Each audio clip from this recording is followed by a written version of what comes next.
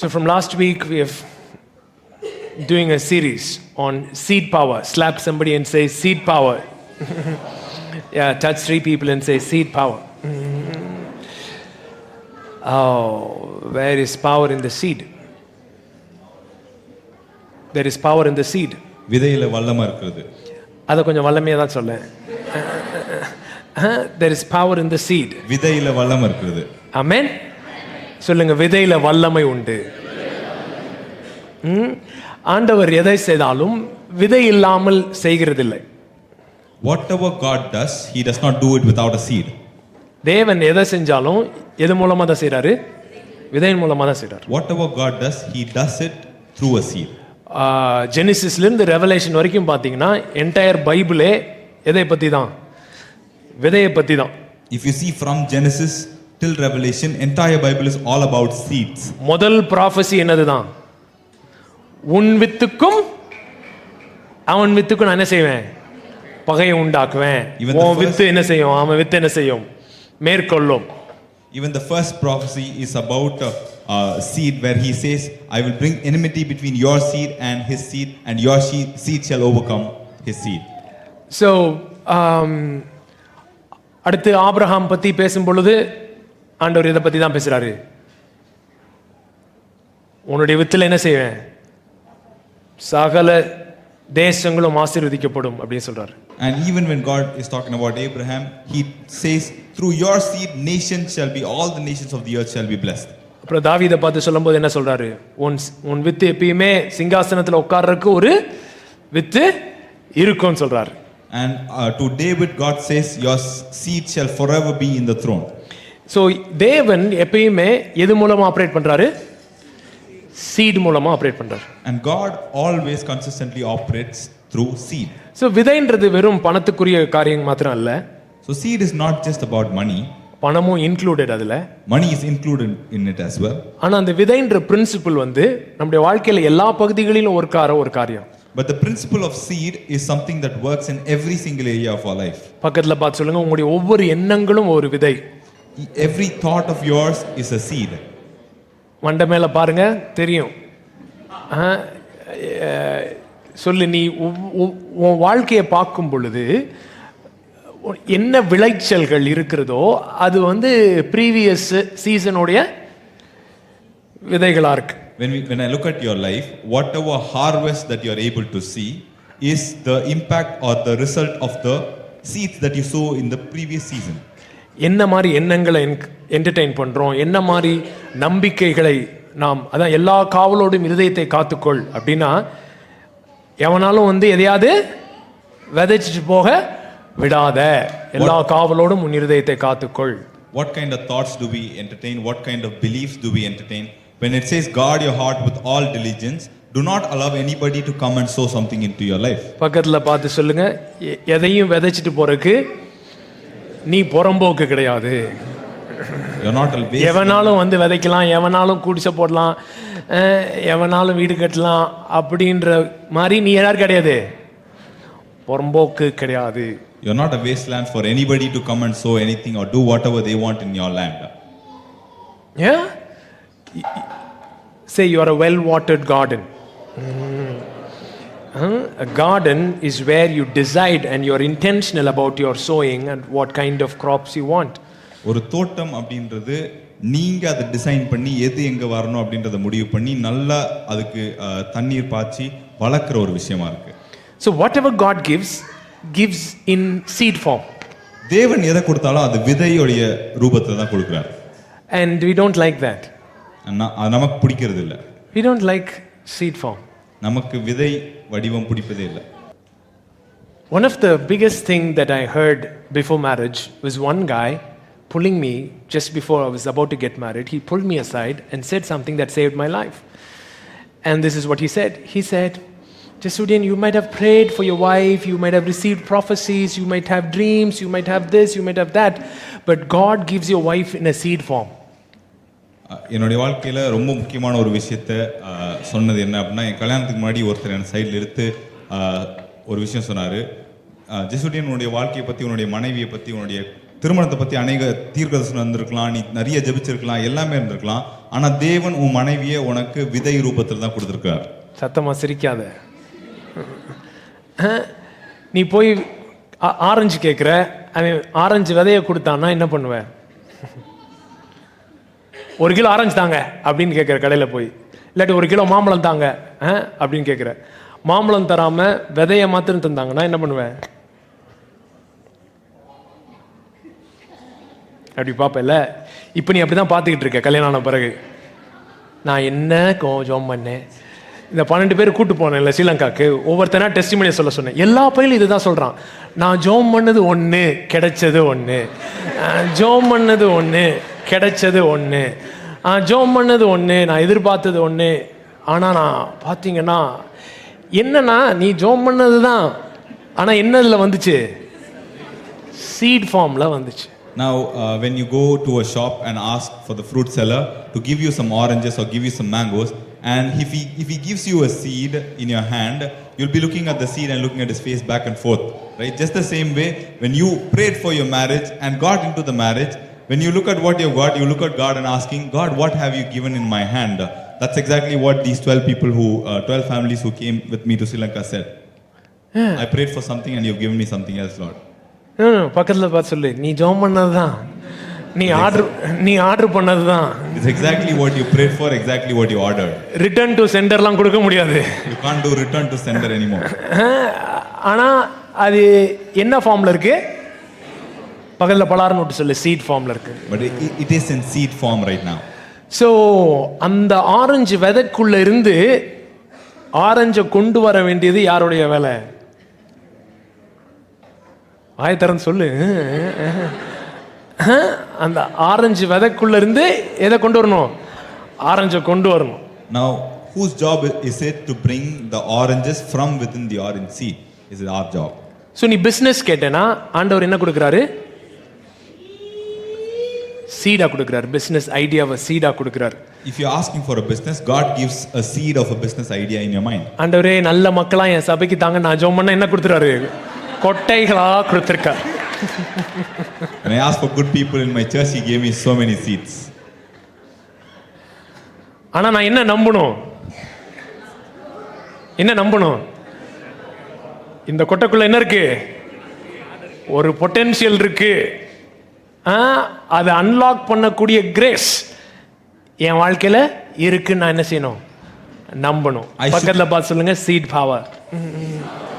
I should believe that there is a potential in the seed and I have the grace upon my life to bring that outcome out of it. சீடை பார்த்துட்டு, இப்போ ஒரு orange கொட்டையை பார்த்துட்டு, orange சீடை பார்த்துட்டு அப்படின்ட்டு நான் இங்கே வச்சிடுறேன்னு வைங்களேன். அது விதைன்னு நம்பினாதான் நான் அதை போய் என்ன செய்வேன்? விதைப்பேன். Now when I look at an orange seed and I wonder what it is and I place it on the table, nothing's going to happen. Only when I believe it as a seed, I will go and put it in the ground. அப்புறம் அதுக்கு தண்ணி ஊற்றுவேன், ஏதாவது பண்ணுவேன். And I will pour water and take care of it. நிறைய பேர் business ideas வந்திருக்கோம். எத்தனை பேர் பிஸ்னஸ் ஐடியா வந்திருக்கோம், அதை பற்றி சும்மா அப்படியே லைட்டாக பேசியிருப்பீங்க, யோசிச்சிருப்பீங்க. கொஞ்ச நாள் கழிச்சு எவனோ ஒருத்தன் பண்ணுவான், ஒன்று இதை பற்றி நான் ஏற்கனவே யோசிச்சிருக்கேன் தெரியுமா அப்படின்னு ரொம்ப பெருமையாக பீத்தின்னு இருப்பேன். ஆனால் ஒருத்தன் என்ன பண்ணியிருக்கான்? அந்த விதையை எடுத்து விதைச்சு தண்ணி ஊற்றிருக்கான். இதில் உனக்கு பெருமை வேற, முதல்ல நீ தான் யோசித்தான்னு. How many of you have had a business idea and you just spoke about it to some people and didn't do anything else, and after a few days you see someone implemented it and got an outcome, they had the business tangibly in their hands, then you go all around and say, I was the one first who came up with this idea and all of that. பக்கத்துல பார்த்து சொல்லு, உனக்கு தேவன் தர விதைகளுக்கு நல்ல உக்கிரானக்காரனாயிரு. Be a faithful steward for all the seeds that God gives in your hands. Come on, look at somebody, say, be a good steward of the seeds that God give you. Everything is a seed. எல்லாமே விதைதான். Everything is a seed. எல்லாமே விதைதான். Your time, your money, the people, the resources, the contacts, the energy, the emotion, everything is a seed. உங்களுடைய நேரம், உங்களுடைய பணம், உங்களுக்கு இருக்கிற தொடர்புகள், உங்களுடைய நண்பர்கள், உங்களுக்கு இருக்கிற ரிசோர்சஸ் எல்லாமே விதைகள் தான். Every song that you listen to, every movie that you watch, every book that you read, it's all a seed. நீங்க கேக்குற பாடல்கள், நீங்க பார்க்கிற படங்கள், நீங்க படிக்கிற புத்தகங்கள் எல்லாமே விதைகள். சில பேர் நினைச்சுக்கிறீங்க, நான் ஏதோ 4 வடிவேல் ஜோக் சொன்ன பிறகு வெறும் வடிவேல தான் நான் பைபிளா படிச்சுன்னு இருக்கிறேன்னு. Some of you think that just because I say some Vadivel jokes, Vadivel is become my Bible and that's what I meditate upon. பக்கத்துல பார்த்து சொல்லு, வெறும் வடிவேல் விதை மாத்திரம் இருந்ததுன்னா If you only have Vadivel seeds, நீ என்னவாகலாம்? நேசமணியா வேணா ஆகலாம். you can become a Nesamani. ஆனா நீ வாழ்க்கையில முன்னேறணும்னா என்ன பண்ணணும்? என்ன விதைகள் உன் வாழ்க்கையில விதைக்கப்படணும்ன்றதை நீ தீர்மானிக்க. But if you want to grow in your life, you need to decide what kind of seeds should be sown into your life. 2 கொரிந்தியர் 8ஆம் அதிகாரம். 2 Corinthians chapter 8. பவுல் கொரிந்து சபைக்கு எழுதுறாரு. Paul is writing to the church of Corinth. 1ஆம் வசனத்திலிருந்து from verse 1. அன்றியும் சகோதரரே, மக்கதோனியா நாட்டு சபைக்கு தேவன் அளித்த கிருபையை உங்களுக்கு அறிவிக்கிறேன். பக்கத்துல சொல்லுங்க, தேவன் அளித்த கிருபை. இன்னொரு தடவை சொல்லுங்க. One more time. மக்கதோனியா நாட்டு சபைக்கு தேவன் அளித்த கிருபையை உங்களுக்கு அறிவிக்கிறோம். அவர்கள் மிகுந்த உபத்திரவத்தினாலே சோதிக்கப்படுகையில் கொடிய தரித்திரம் உடையவர்களாய் இருந்தும் தங்கள் பரிபூர்ண சந்தோஷத்தினாலே மிகுந்த உதாரத்துவமாய் கொடுத்தார்கள். அவங்க எப்படி இருந்தாங்களாம்? ரொம்ப உபத்திரவப்பட்டு இருந்தாங்க, சோதனைக்குள்ள போயிட்டு இருந்தாங்க, கொடிய தரித்திரத்தில் இருந்தாங்க.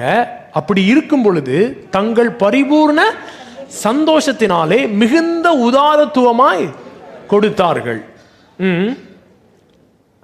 மேலும் அவர்கள் தங்கள் திராணிக்கு தக்கதாகவும் தங்கள் திராணிக்கு மிஞ்சியும் கொடுக்க தாங்களே மனதுள்ளவர்களாய் இருந்தார்கள் என்பதற்கு நான் சாட்சியாயிருக்கிறேன். Moreover, brethren, we make known to you the grace of God bestowed on the churches of Macedonia, that in the great trial of affliction the abundance of their joy and their deep poverty abounded in the riches of their liberality. Yeah. For I bear witness that according to their ability, yes, and beyond their ability, they were freely willing, imploring us with much urgency that we would receive the gift and the fellowship of the ministering of the saints to the saints. Yeah, it's amazing. The Macedonian church was going through deep poverty and they were going through severe financially tight situations. The Macedonia சபை வந்து ரொம்பவே தரித்திரத்துக்குள்ள கடந்து போயிட்டு இருந்தாங்க. ரொம்பவே வந்து அவங்களுடைய பொருளாதாரம் கஷ்டத்துல இருந்துச்சு. In that phase, God's grace was bestowed upon them. அந்த நிலைமையில தேவனுடைய கிருபை அவங்க மேல வந்தது. That's what verse 1 says, right? We want you to know about the grace of God that was bestowed upon them. Macedonia சபைக்கு கொடுக்கப்பட்ட தேவனுடைய கிருபையை குறித்து நீங்கள் அறியும்படின்னு. So when they were going through poverty and when the grace of God came upon them, they became givers. அவங்க தரித்திரத்துக்குள்ள கடந்து போயிட்டு இருக்கும்போது தேவனுடைய கிருபை அவங்க மேல வந்த பொழுது அவங்க கொடுக்கிறவர்களா மாறினாங்க. So what did God give them? அப்ப தேவன் அவங்கள்ட்ட என்ன கொடுத்தார்? So the grace of God gave them what? தேவனுடைய கிருபை அவங்களுக்கு என்ன கொடுத்தது? Gave them seed to sow. அவங்களுக்கு விதைப்பதற்கு விதைகளை கொடுத்தது. And they did it with joy. அவங்க அத சந்தோஷத்தோட விதைச்சாங்க. They did it with joy. அவங்க சந்தோஷத்தோட விதைச்சாங்க. Yeah. Verse 5 onwards in Tamil. மேலும் நாங்கள் நினைத்தபடி மாத்திரம் கொடாமல் தேவனுடைய சித்தத்தினாலே முன்பு தங்களை தாமே கர்த்தருக்கும் பின்பு எங்களுக்கும் ஒப்பு கொடுத்தார்கள். ஸோ அப்போஸ்தலர் சொல்றாங்க, அவங்க வெறும் தேவனுக்கு மாத்திரம் கொடுக்கல, தேவனுக்கும் தங்களை கொடுத்து எங்களுக்கும் கொடுத்தார்கள். அடுத்த வசனம். ஆதலால் தீத்து இந்த தர்ம காரியத்தை உங்களிடத்தில் தொடங்கினபடியே அதை முடிக்கும் வேண்டும் என்று அவனை கேட்டுக்கொண்டோம். சத்தமா படிங்க இத. அல்லாமலும் விசுவாசத்திலும் போதிப்பிலும் அறிவிலும் எல்லாவித ஜாக்கிரதையிலும் எங்கள் மேல் உள்ள அன்பிலும் மற்ற எல்லா காரியங்களிலும் நீங்கள் பெருகி இருக்கிறது போல இந்த தர்ம காரியத்திலும் பெருக வேண்டும். எது எதுலெல்லாம் இவங்க பெருகி இருந்தாங்களாம்? விசுவாசம், போதிப்பு, அறிவு, எல்லா விதமான ஜாக்கிரதை, அன்பு, மற்ற எல்லா காரியங்களிலும் நீங்கள் பெருகிறதுக்கு போல இந்த காரியத்திலும் பெருக வேண்டும். And not, verse 5, and not only as we had hope, but they gave themselves to the Lord and then to us by the will of God. So we urge Titus that as he began, so he would also complete this grace in you as well. But as you abound in everything, in faith, in speech, in knowledge, in all diligence, and in your love for us, see that you abound in this grace also. Pin somebody and say, may you abound in this grace as well. So, 2 Corinthians 8 is talking about a particular grace. What is that grace? 2 கொரிந்தியர் 8 ஒரு குறிப்பிட்ட கிருபையை பத்தி பேசுது. என்ன விதமான கிருபை இது? What is that grace? A grace to give irrespective of what you're going through. நீங்க என்ன சூழ்நிலையில இருக்கீங்கன்றத பார்க்காம கொடுப்பதற்கு உண்டான கிருபை. See, before Pastor Rambabu came into my life, Pastor Rambabu என்னுடைய வாழ்க்கையில வருவதற்கு முன்பு, I cannot imagine myself standing here and preaching on giving. இங்க நின்னு கொடுப்பதை பத்தி பிரசங்கம் பண்றதை நான் கற்பனை பண்ணி கூட பார்க்க முடியாது. Because I didn't have light. ஏன்னா எனக்கு அந்த வெளிச்சம் இல்லாம இருந்துச்சு. When you don't have light, it's very easy to sit and judge someone teach on something. உங்களுக்கு வெளிச்சம் இல்லாதப்போ யாரா ஒருத்தர் ஏதாவது ஒரு விஷயத்தை பத்தி பிரசங்கம் பண்றதை கேட்டு நீங்க நியாயம் தீர்க்கிறது ரொம்ப சுலபமான விஷயம். And once the light comes, you know you are the dumbo so far. ஆனா வெளிச்சம் வந்த பிறகு உங்களுக்கு தெரியும் நீங்க தான் அறிவில்லாம இருந்திருக்கீங்கன்னு. How many of you understand what I'm talking about? எத்தனை பேருக்கு நான் பேசுறது புரியுது? You sit there and like then finally light hits you. You go like, my goodness, I've been a fool all these years. நீங்க உட்கார்ந்து நல்லா நியாயம் தீர்த்துட்டு இருந்திருப்பீங்க. ஆனா வெளிச்சம் வந்த பிறகு ஐயோ கடவுளே நான் முட்டாளா இருந்திருக்கேனே அப்படி யோசிப்பீங்க. And once he called me stupid and that made me wise forever. அவர் ஒரே ஒரு வாட்டி என்ன ஸ்டூபிட்னு கூப்பிட்டாரு. அதுக்கு அப்புறம் நான் வந்து ஞானவானா மாறிட்டேன். I was so proud. I told him, I don't teach on giving. He said stupid. I'm like, that was the time I became wise. நான் ரொம்ப பெருமையா சொன்னேன். நான் கொடுக்கறத பத்திலாம் பிரசங்கம் பண்ணதே கிடையாது அப்படின்னு. அவர் சொன்னாரு உனக்கு அறிவே இல்லைன்னு. அதுக்கு அப்புறம்ல இருந்து ஞானவானா இருக்கேன். So the difference between the stupid and the wise according to the Proverbs is a guy who can take instruction. நீதிமொழிகளை பொறுத்த வரைக்கும் ஞானவானுக்கும் மூடனுக்கும் இருக்க ஒரே ஒரு வித்தியாசம் என்ன அப்படின்னா வந்து ஞானவான் வந்து அவனுக்கு வர அறிவுரையை ஏற்றுக்கொள்வான். I took instruction. நான் திருத்தத்தை ஏற்றுக்கொண்டேன். And he asked me to read few verses. அவர் சில வசனங்களை வாசிக்க சொன்னார். And then when I started reading these things, அதுக்கு பிறகு நான் இதை வாசிக்க ஆரம்பிச்ச பிறகு my goodness, Paul has spoken so much about these things and Jesus has spoken so much about these things as well. Pavul இந்த விஷயங்களை பத்தி நிறைய பேசியிருக்கிறார். இயேசுவும் இதை பத்தி நிறைய பேசியிருக்கிறார்.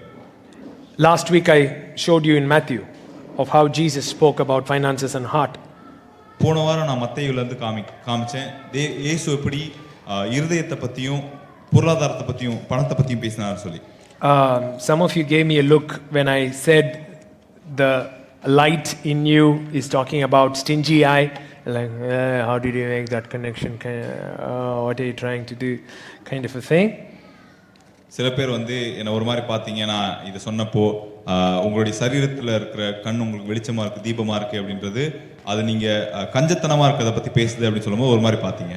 But I didn't show you in Passion translation 6:22 in Passion, Matthew 6:22 in Passion. மத்தேயு 6:22 Passion translationல பாப்போம். Matthew 6:22 in Passion. The eye being the light of the body is talking about either you are having a generous eye or an evil eye, talking about your attachment with money. கண் சரீரத்துக்கு தீபமா இருக்குது வெளிச்சமா இருக்குது அப்படின்னு சொல்றது நீங்க தாராள மனதுடையவரா இருக்கிறீங்களா இல்ல குறுகிய மனம் உடையவர்களா இருக்கிறீங்களா அப்படின்றத பத்தி பேசிட்டு இருக்கு. The eyes, come on, read it. The eyes of your spirit allow revelation light to enter into your being. If your heart is unclouded, the light floods in. பக்கத்துல பார்த்து சொல்லு, மேகமூட்டமா தெரியுதுன்னா என்ன அர்த்தமா? கூட்டமா கிளம்பி வரானுங்களோன்ற மாதிரி தெரிஞ்சதுன்னா ஹார்ட் எப்படி இருக்கான்? கிளவுடடா இருக்குன்னு அர்த்தமா. If it looks all fogged up, it means your heart is clouded. Clouded with what? Next verse. But if your eyes are focused on money, the light cannot penetrate and darkness takes its place. So if your eyes are focused on money, if your eyes are focused on money, light cannot penetrate you. உங்களுடைய கண் வந்து பணத்தின் மேலேயே இருந்துச்சு அப்படின்னா வெளிச்சம் உங்களுக்குள்ள வர முடியாது. This has been so true. Me being a pastor, I can vouch this. நான் ஒரு பாஸ்டரா இருக்கனால நான் உறுதியா இதை சொல்ல முடியும். Anybody's heart who's focused on money, no matter how much you teach them, nothing goes inside. யாருடைய மனமெல்லாம் வந்து பணத்துக்கு நேரா நோக்கம் கொண்டிருக்கிறதோ நீங்க எவ்வளவு அவங்களுக்கு போதிச்சாலும் சரி வெளிச்சம் உள்ளே போகாது. நீ தலைகீழ நின்னு டீச் பண்ணி பாரு அவனுக்கு. You can stand upside down and teach them as well. Hebrew teach பண்ணு, கிரீக் டீச் பண்ணு, இந்த வெர்ஷன் காட்டு, அந்த வெர்ஷன் காட்டு, அவன் ஹார்ட் என்னைக்கு மணி மணி மணி அப்படி இருக்குதோ அவனுக்குள்ள என்ன போகவே போகாது, எந்த விதமான லைட்டும் போகாது. யூசுவலா ஏகப்பட்ட மற்ற காரியங்கள் எல்லாம் இருக்கும். As long as this guy's heart is held on to money, you can teach him anything but nothing will penetrate his heart, and generally all the other unwanted things also will be there. இப்போ உன் இருதயத்துல தேவன் இருக்கார்னா அந்த தேவன்ற இடத்துக்கு போட்டி போடுறது பிசாசு இல்ல.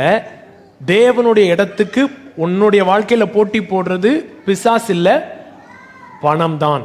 Now there is a place that you have in your heart for God. For this particular place, the one that is consistently fighting to take this place is not the devil, the enemy, it is money. பக்கத்துல பாத்துங்க, உன் இருதயத்துல தேவனுடைய இடத்துக்கு போராடுறது பிசாசு இல்ல. The place that you have given in your heart for God, devil is not fighting for that place. He is not big enough, but money is fighting for that place. Money is the competitor for God, not devil. உங்களுடைய இருதயத்துல தேவனுடைய இடத்துக்கு போட்டி போட்டு போராடக்கூடிய அளவுக்கு பிசாசுக்கு அவ்வளவு வல்லமை கிடையாது, அவ்வளவு பெரிய ஆளே அவன் கிடையாது. ஆனா பணம் தான் தேவனுடைய இடத்தை பிடிக்க நினைச்சு கொண்டே இருக்குது. Why? ஏன்? Nobody believes in devil, but everybody believes in money. எல்லாரும் பிசாசை நம்புறது இல்ல, ஆனா எல்லாரும் பணத்தை நம்புறாங்க. Unless you are a Satanist, nobody believes in devil. நீங்க சேட்டனிஸ்டா இல்லாத வரைக்கும் யாரும் பிசாசுன்னு நம்புறது இல்ல. Right? But everybody believes in money. ஆனா எல்லாரும் பணத்தை நம்புறாங்க. We believe money can do 10. பணம் 10 செய்யும்னு நமக்கு தெரியும். That's how Bible translations are. You don't even know what I said right now. Money can do 10. இதை ஒரு 10,000 வருஷம் கழிச்சு ஒருத்தன் படிச்சா என்னத்துக்கு ஆறுது? அப்படிதான் பைபிள் படிச்சுட்டு இருக்கோம் நம்ம. அவனுக்கு அப்படி ஃபெய்த்ஃபுல்லா டிரான்ஸ்லேட் பண்ணியிருக்கானுங்க. பணம் 10 செய்யும். 10ன்னா அங்க என்னது? 10ன்னா அங்க என்னது? 10 செய்யணும் என்னங்க? தமிழ் தெரிஞ்சவங்க சொல்லுங்க.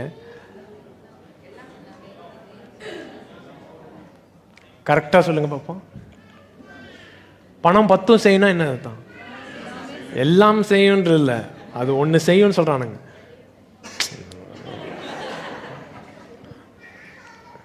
போய் படித்து பாருங்க, சரிங்களா? பணம் 10 செய்யும். You know, it will do all things, especially it can also make you kill. It can make you murder. பணம் உங்களை எல்லாத்தையும் செய்யும், உங்களை கொலை கூட செய்ய வைக்கும். Okay, so people trust money. Why people trust money? ஜனங்க பணத்தை நம்புறாங்க. ஏன் பணத்தை நம்புறாங்க? Initially man was trusting God. முதலாவது மனுஷன் வந்து தேவனை நம்பிட்டு இருந்தான். When he declared independence from God, தேவனிடத்துல அவன் வந்து நான் விடுதலையாக போறேன் அப்படி சொல்லி தனிமையை தெரிந்து கொண்டப்போ, and he had to sweat and work, அவன் உழைச்சி அவனுடைய வேர்வை சிந்தி வேலை செய்ய வேண்டிய நிலைமை வந்தப்போ, so when he started working and making things, he thought whatever he works and makes is what is making him live and sustain. So the place of God was taken by money. அவன் உழைச்சி அதன் விளைவா ஏதாவது வந்து அதன் விளைவா அவன் சாப்பிட்டு உயிர் வாழும் பொழுது அவன் என்ன நினைச்சானா, என்னை உயிர் வாழ வைக்கிறது நான் செய்யற வேலையிலேருந்து வந்த விளைவு தான் அப்படின்னும் பொழுது தேவனை சார்ந்த இந்த இடம் போய் தேவனுக்கு எதிராக அந்த இடத்துல பணம் வந்துருச்சு. So the place of God was replaced by the place of money. அப்ப தேவனுக்கு இருந்த இடத்தை மாறி புதுசா வந்தது பணம். So when you look at people with money, it looks as if they are having power and they can do anything. நீங்க காசு இருக்கிறவங்கள பார்க்கும் பொழுது அவங்க கையில வல்லமை இருக்கு, அவங்களால என்ன வேணாலும் செய்ய முடியும்ன்ற மாதிரி தெரியும். And then you look at God, your definition of God is, yes, I have God. Then people go, okay, what can you do? No, I just have God. என் கூட தேவன் இருக்கார் அப்படின்னு ஒருத்தன் சொல்லும் பொழுது அவனை பார்த்து சரி இவனால என்ன பண்ண முடியும் அதனால அப்படின்னு கேட்டா, என் கூட தேவன் இருக்கார் அவ்வளவுதான், அதுக்கப்புறம் எதுவும் முடியாது. But the guy whose money is kind of saying that he can do anything. ஆனா காசு இருக்கிறவன் என்ன சொல்றானா, என்னால எது வேணாலும் செய்ய முடியும் அப்படின்ற மாதிரி தான் சொல்றான். Unfortunately, religion started speaking against money. துரதிர்ஷ்டவசமா மதம் வந்து பணத்துக்கு எதிராக பேச ஆரம்பிச்சிருச்சு. There are two ways of you misunderstanding this whole thing. இந்த மொத்த விஷயத்தையுமே வந்து நீங்க ரெண்டு விதமா தவறா புரிந்து கொள்ள முடியும். Look at some, say if you hate money also it's religion, when you love money also it's religion. நீங்க பணத்தை வெறுத்தாலும் அது மதம் தான், பணத்தை நேசிச்சாலும் அது மதம் தான். Right? But when you love God, you get to use money. ஆனா நீங்க தேவனை நேசிக்கும் பொழுது பணத்தை பயன்படுத்த ஆரம்பிப்பீங்க. Look at somebody and say love God and use money. தேவனை நேசி, பணத்தை உபயோகம் பண்ணு. Come on, lift your hands and say money is my servant. I serve God. Money serves me. I serve God. Money serves me. I seek God. Money seeks me. I seek God. Money seeks me. How many of you believe money will seek you? You didn't. That was not a belief. I said money will seek you.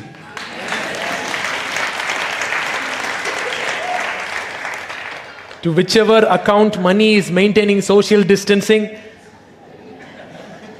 shall seek and come. Say I seek God, money will seek me. நான் தேவனை தேடுறேன், பணம் என்ன தேடி வரும்.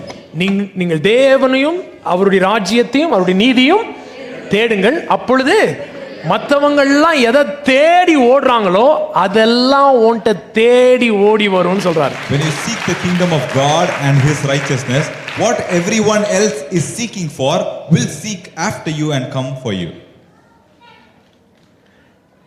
I was just taking my accounts today and going through the audit report of my personal finances. என்னுடைய அக்கவுண்ட்ஸ்லாம் எடுத்து என்னுடைய பர்சனல் ஃபைனான்சஸ் உடைய ஆடிட் எடுத்து நான் பார்த்துட்டு இருந்தேன் இன்னைக்கு. And I was going through the expenses heads. So there is rent, then there is, you purchased stuff, then went for hotel, these different heads. I was going through the heads. நான் இந்த எங்கெல்லாம் செலவு பண்ணணும் அதோடைய தலைப்பெல்லாம் பார்த்துட்டு இருந்தேன். Rent, அப்புறம் hotel போகிறது, செலவுகள், இது எல்லாத்தையும் பார்த்துட்டு இருந்தேன். Purchasing of books, புக் வாங்குனதுக்கான செலவுகள். So my top expense was offering. என்னுடைய டாப் செலவு எப்படின்னா அது வந்து கொடுக்கிறது தான் இருந்தது, காணிக்கை. My top expense was offering. என்னுடைய டாப் செலவே எதுனா கொடுக்கிறது. Years ago I decided my top expense every month would be offering. நான் பல வருஷங்களுக்கு முன்னாடி முடிவு பண்ணேன் என்னுடைய எல்லா மாசத்துல மிகப்பெரிய எக்ஸ்பென்ஸ் கொடுக்கிறது தான் இருக்கும். In my annual expense, giving is my top expense. It tops every other thing. Then the second most biggest expense for me is travel. நான் ஒரு வருஷத்துல மொத்தமா எவ்வளவு செலவு பண்ணன்றதை பார்க்கும்பொழுது இருக்கிறதுலே அதிகமா செலவு பண்ணியிருக்கிறது கொடுக்கிறதுக்கு தான். ரெண்டாவது மிக அதிகமா செலவு பண்ணது டிராவல் பண்றதுக்கு. All my flight, everything put together is still less than what I give. என்னுடைய ஃளைட் செலவு I'm seeing the spirit of jealousy in some people's eyes. என்னுடைய ஃளைட் செலவு எல்லா செலவுகளும் ஒண்ணா சேர்த்து கூட என்னுடைய கிவிங் செலவு தான் ரொம்ப அதிகமா இருந்துச்சு. I want to pray for that grace to come upon you if you want it. உங்களுக்கு வேணும்னா உங்களுக்கும் அந்த கிருபை வரும்படி நான் ஜெபிக்க போறேன். I'm telling you, God's system of economy is through sowing and reaping. தேவனுடைய பொருளாதாரத்தின் வழிமுறை விதைப்பும் அறுப்பும்ன்றதுதான். What I take from this ministry is peanuts compared to what I sow. இந்த மினிஸ்ட்ரியில இருந்து எனக்கு வர பணம், நான் எடுக்கிற பணம், நான் கொடுக்கிறது கூட கம்பேர் பண்ணி பார்க்கும்பொழுது ஒண்ணுமே கிடையாது. You know why? See, my account, I don't put my account in our telecast. You don't find Jesudian Sylvester bank account in YouTube. You will find only Father's House account, or you will find your Lord account. You don't find Jesudian Sylvester account. நீங்க என்னுடைய சொந்த அக்கவுண்ட்டை வந்து எந்த இதுலையுமே பார்க்க முடியாது. யூடியூப்லையும் சரி, எங்கேயுமே எந்த மீடியாலையுமே வந்து என்னுடைய சொந்த அக்கௌண்ட்டை பார்க்க முடியாது. ஒன்று ஃபாதர்ஸ் ஹவுஸ் அக்கௌண்ட், இல்லைனா யுவர் லார்ட் அக்கௌண்ட் தான் இருக்கும். I was asking God, why ministry wise there is not that breakthrough of what I am seeing financially. Then that's when I felt like saying, check the expense sheet. So when I checked my expense sheet, giving is the top expense. In Father's house, giving is not the top expense. நான் உட்காந்து யோசிச்சுட்டு இருந்தேன், ஏன் வந்து ஊழியத்துக்கு வர காசை வந்து எனக்கு இருக்கிற மாதிரி பொருளாதாரத்தில் அந்த பிரேக் த்ரூ இல்லை அப்படின்னு பார்க்கும்போது தேவன் என்ன சொன்னார், போய் எக்ஸ்பென்ஸ் ஷீட்டை பாரு அப்படின்னு. என்னுடைய சொந்த எக்ஸ்பென்ஸ் ஷீட்டை பார்க்கும்பொழுது கொடுக்கறது தான் மிகப்பெரிய அதிகமான பணம் வெளில போயிருக்குது. ஆனால் ஃபாதர்ஸ் ஹவுஸ் அக்கௌண்ட் பார்க்கும்பொழுது அதுலேருந்து கொடுக்கறதுக்கு அதிகமாக போகலை. Are you guys ready to shift gears as the community? We have to make giving the biggest expense of our ministry. நம்மளுடைய மினிஸ்ட்ரியோடைய மிகப்பெரிய எக்ஸ்பென்ஸ் கிவிங்கா மாத்த போறோம். Yeah, that's how. See, your giving doesn't make me rich. நீங்க எனக்கு கொடுக்கிறது என்ன பணக்காரனா மாத்த போறது இல்ல. My giving makes me rich. நான் கொடுக்கிறது தான் என்ன ஐஸ்வர்யவானா மாத்தும். Your giving makes you rich. நீங்க கொடுக்கிறது உங்களை ஐஸ்வர்யவானா மாத்தும். See, when I took people to Sri Lanka and somebody gave some money to Prasad, and Prasad came to me and said, I'm feeling very bad to receive from these people. Already these people are struggling, their economy is not doing good. I'm not feeling good receiving money from them. I didn't have time to chat with him. Actually, I was very disappointed when I heard him say that. நான் ஸ்ரீலங்காவுக்கு போயிருந்தப்போ வந்து யாரோ ஒருத்தவங்க பிரசாத் கையில் அவங்களுடைய காணிக்கையை வந்து கொடுத்தாங்க. அது கொடுத்தப்போ பிரசாத் வந்து என்கிட்ட சொன்னார், இதை பெற்றுக்கொள்வது எனக்கு ரொம்ப கஷ்டமாக இருக்குது. அவங்க ஏற்கனவே கஷ்டப்பட்டு இருக்காங்க, அவங்களுடைய பொருளாதாரம் நல்லா இல்லை, இதுக்கு நடுவில் அவங்க என்கிட்ட கொடுக்கறது எனக்கு ரொம்ப பெற்றுக்கொள்ள ரொம்ப சங்கடமாக இருக்குது அப்படி சொல்லிட்டு இருந்தார். So when I heard Prasad say that, I felt very disappointed. Prasad என்கிட்ட இதை சொன்னதை நான் கேட்டப்போ ரொம்ப மன உடைந்து போனேன். Because Prasad, you're watching me right now, right? I'm talking to you. Prasad, இப்போ நீ என்னை பார்த்துட்டு இருக்க, நான் உன்கிட்ட பேசிட்டு இருக்கேன். We didn't have time to chat, so I'm chatting right now. இதை பற்றி அப்போ பேச முடியல, நான் இப்போ பேசுகிறேன்.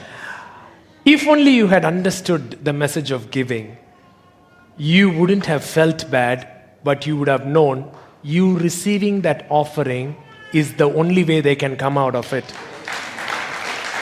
நீங்கள் கொடுப்பதோடைய செய்தி விதைப்பு மறுப்புன்ற புரிந்திருந்தீங்க அப்படின்னா நீங்கள் அவங்கள்ட்ட இருந்து பெற்றுக்கொண்டப்போ நீங்கள் சங்கடமாக இருந்திருக்க மாட்டீங்க. உங்களுக்கு நல்லாவே தெரிஞ்சிருக்கும் அதை கொடுக்கறது தான் அவங்க வாழ்க்கையில் அவங்க முன்னேறுவதற்கான ஒரே வழி. I learned this from Pastor Rambabu when he went to a really remote village and those people are not even having dress, right? They're just sitting like sea of people in deep poverty, and he's preaching 2 Corinthians 8 and 9. I came to him and said, these guys are really in poverty and you're preaching this message. He said, yeah, right? That's the only hope. To sick people, when we teach healing, nobody has a problem.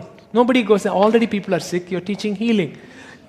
And when people are in sin, when we say Jesus is the Savior, nobody says they are already in sin, you're right now speaking Jesus is Savior. Nobody says that. That's all logical. Somebody is in poverty, we come and teach prosperity, they're like, how? look at somebody and say, look down their feet and say, is that piece your brain?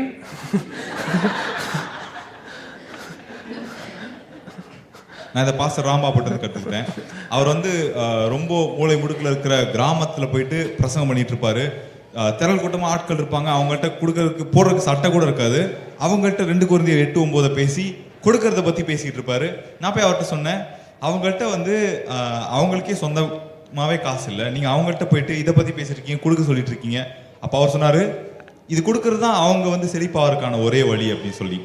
யாராவது ஒருத்தர் வந்து வியாதியஸ்தர்கள்ட்ட வந்து சுகத்தை பற்றி பேசினா நம்ம கேள்வி கேட்கறது இல்லை. பாவத்தில் இருக்கவங்கள்ட்ட போயிட்டு தேவனுடைய நீதியை பற்றி பேசினா நம்ம வந்து கேள்வி கேட்கறது இல்லை. ஆனால் தரித்திரத்தில் இருக்கவங்கள்ட்ட போயிட்டு கொடுப்பதை பற்றியும் ஐஸ்வர்யத்தையும் பேசினா மட்டும் நமக்கு வந்து கேள்வி வருது. பக்கத்தில் பார்த்து சொல்லு, டீப் பாவர்ட்டியில் மேசிடோனியா இருந்தாங்களாம். ஆண்டவர் அவங்களுக்கு வெளியில கொண்டு வரதற்கு பணத்தை கொடுக்கல, விதையை கொடுத்து அதை கொடுக்கும் கிருபையை கொடுத்தாராம். The Macedonian church was in deep poverty and God did not give them money, rather God chose to give them a seed and the grace to give that seed, sow that seed. பக்கத்துல பார்த்து சொல்லு, உனக்கு பண பிரச்சனை இருக்குன்னு நினைக்கிற, உனக்கு பண பிரச்சனை இல்ல, உனக்கு ஹார்ட் பிரச்சனைன்னு சொல்லு. You think you have a money problem, you don't have a money problem, the problem is your heart. Sexual brokenness இருக்கிறவங்களுக்கு நிறைய பொண்ணுங்க கொடுத்தா sexual brokenness சரியாயிருமா? For the people who have sexual brokenness, if you give them a lot of women, is their sexual brokenness going to stop? ஏடா அங்க உட்கார்ந்திருக்கமா சொல்லு, பெரிய இது மாதிரி உட்கார்ந்திருக்க எல்லாரும்.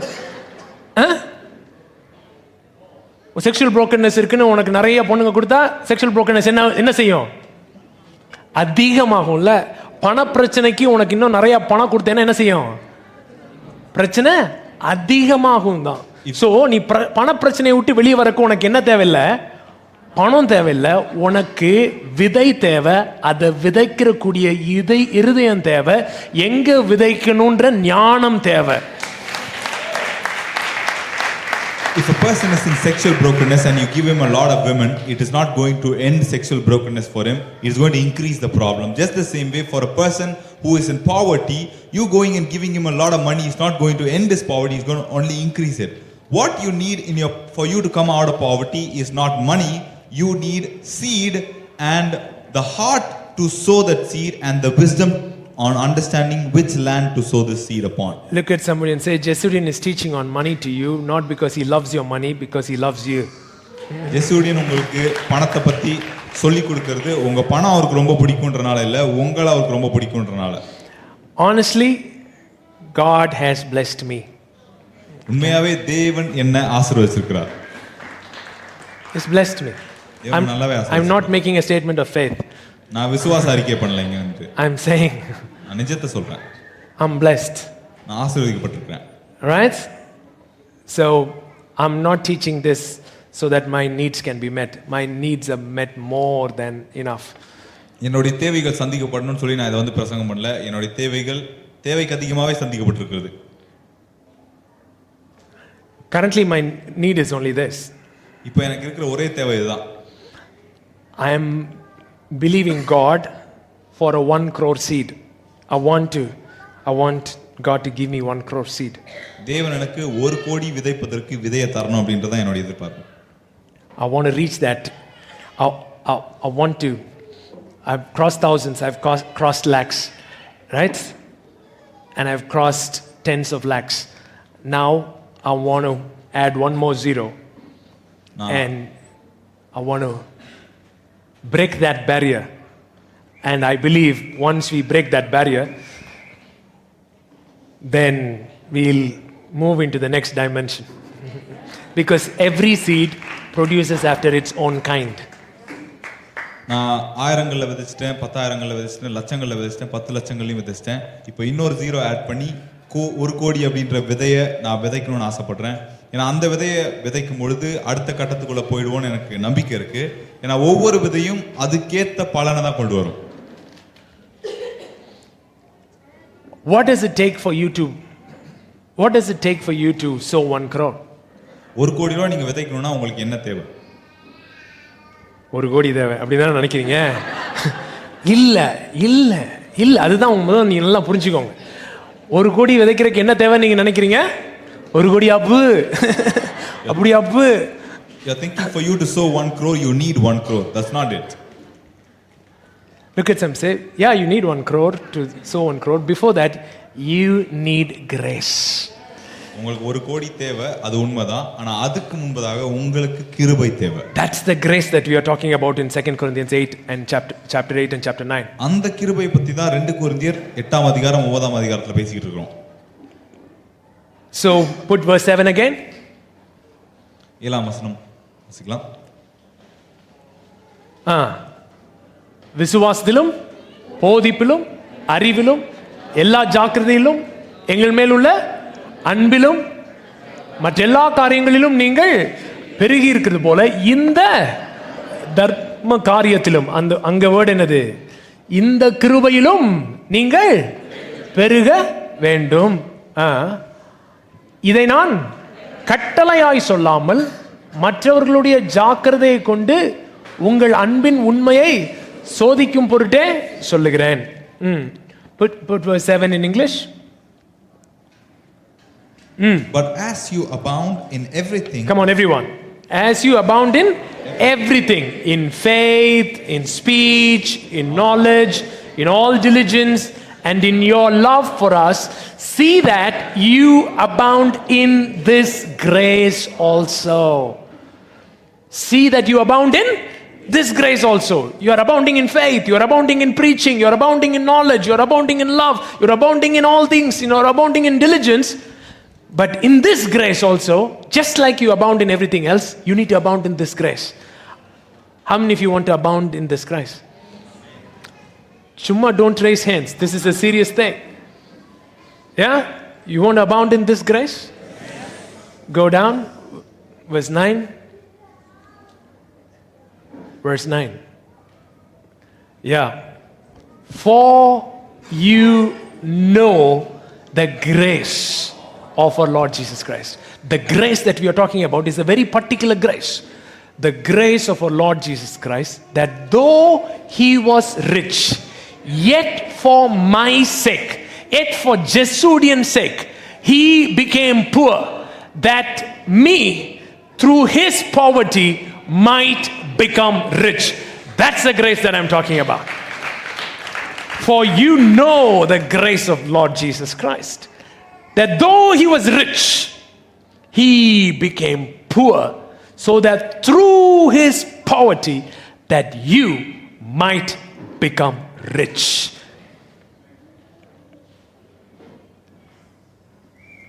தமிழ்ல போடுங்க.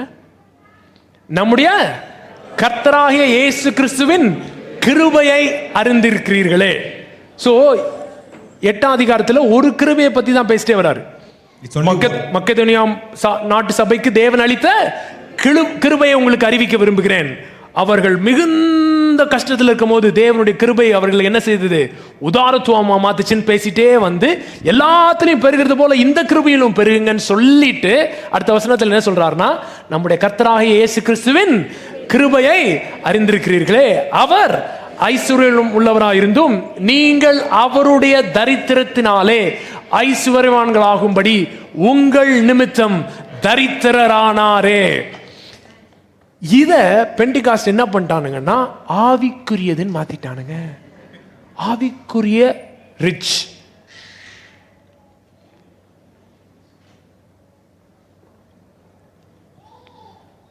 Look at somebody and say, he wants to make you rich. அவர் உங்களை ஐஸ்வர்யவானாக்கணும் ஆசைப்படுறார். Come on, touch 5 people and say, he wants to make you rich. அவர் உங்களை ஐஸ்வர்யவானாக்கணும் ஆசைப்படுறார். Every Pentecostal spirit leave in the name of Jesus. Every religious spirit leave in the name of Jesus. Look at some, say, he wants to make you rich.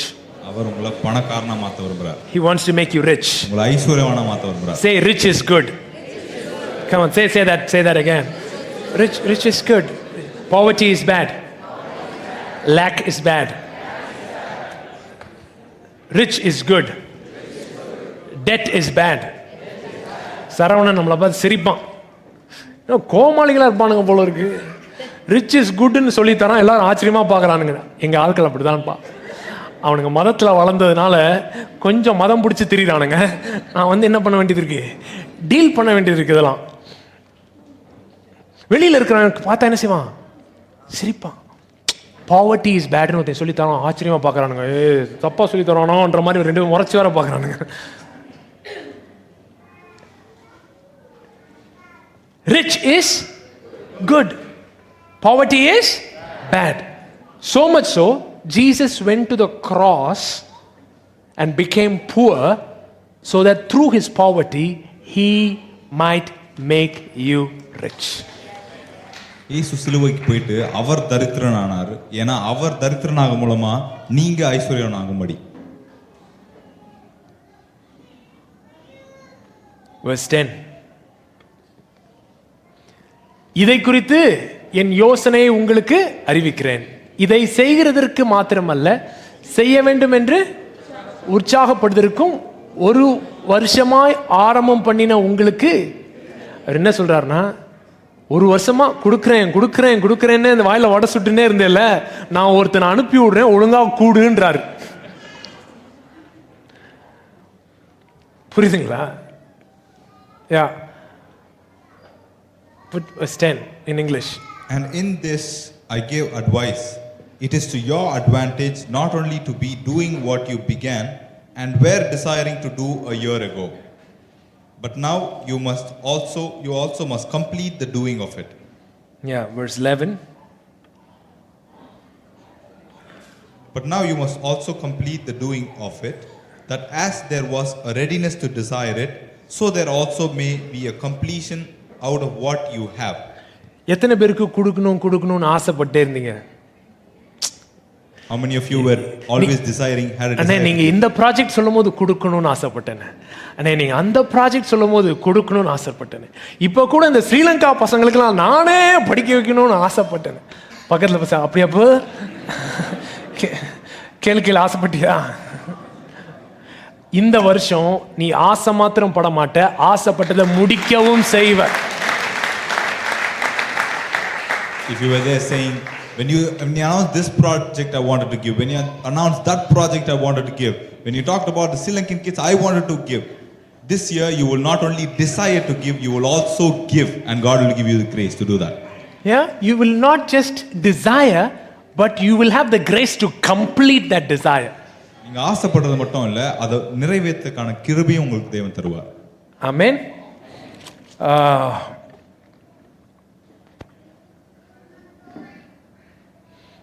There's no time. Let's go to chapter 9. In fact, the first few verses of chapter 9, he is saying, man, see, now he spoke about Macedonia to Corinth, right? Look at verse 2.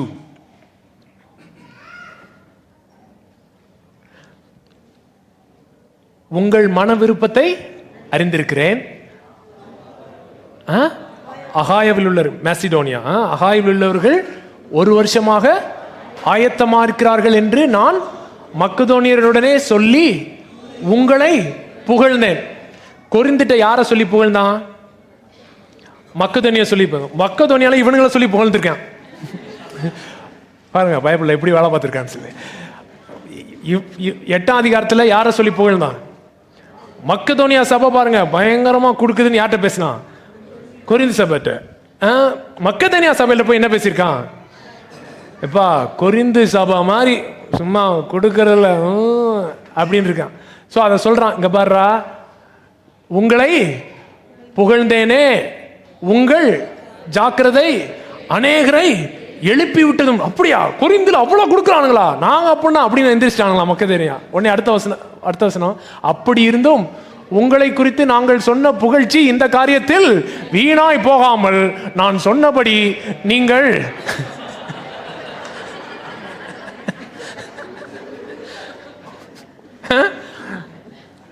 உன்னை பத்தி